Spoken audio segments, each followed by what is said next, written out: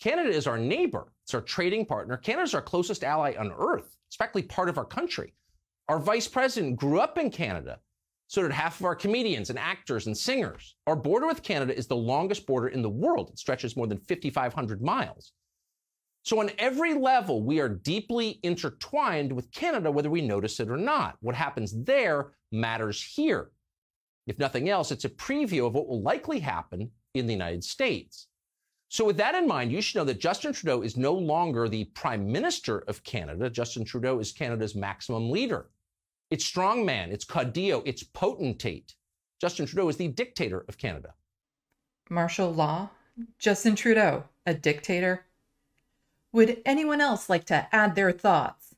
So I pray for Ukraine, and I wish them the best. They have a great president right now who's really said clearly, live free or die. He said, I don't need a ride. Give me ammunition. The fight is right here. But we also have neighbors to the north who need freedom and need to be liberated, and we need that right here at home as well. Canada in need of liberation. This is Rebel HQ. I'm Sandee Lovas. What freedoms are we missing in Canada? I love it when people who don't know the first thing about Canada tell me what freedoms I don't have. Only they haven't. Nowhere does Tucker Carlson or Lauren Boebert mention what freedoms the Freedom Convoy was fighting for. Let's quickly clear something up. Truckers in Canada have valid concerns when it comes to pay, contracts, training, extra costs, hours, and other protections. Roughly 90% of truckers have already been vaccinated. The Freedom Convoy was started by a handful of people with ties to white nationalist groups, and most people participating were business owners, not the workers. The convoy turned into an occupation of Ottawa that lasted for over 3 weeks, with the demand that all COVID mandates be lifted or everyone in the federal government steps down. The mandates are determined by the province. Justin Trudeau can't lift them. Also, most mandates were already starting to be lifted during the occupation. The mandates that worked. Canada has under 40,000 deaths due to COVID. I have issues with how the pandemic was handled and felt we could have done a much better job, but the mandates unequivocally helped.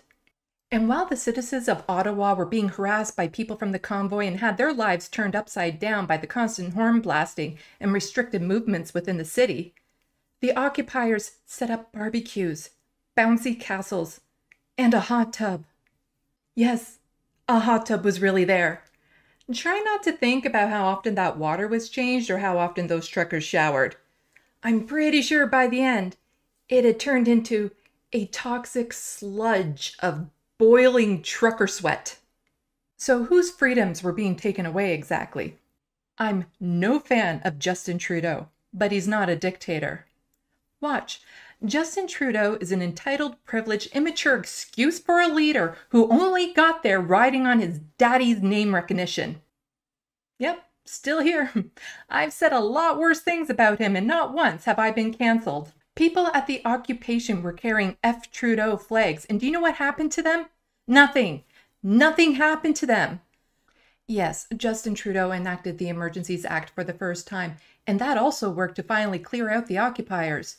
It lasted for 3 days, and now that it has ended, the government is required to hold an inquiry and table a report within a year.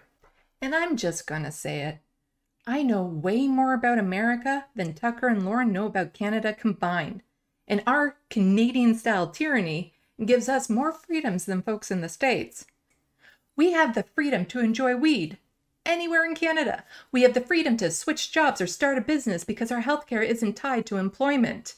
We can marry who we want, identify how we want, transition, and not have to fear losing our jobs or homes because we're protected under the Canadian Charter of Rights and Freedoms. We can have abortions when we need them. Accessibility may be tricky, but they're legal at all stages. Canada has a lot of issues, but a dictator isn't one. So no need to rescue us. We're good. Unless you're talking about Indigenous peoples, in which case all criticism stands. The way this government has treated Indigenous peoples is abhorrent, and a light needs to be shined on it. But I somehow get the feeling the rights and freedoms of that group of folks aren't who Lauren and Tucker are worried about protecting.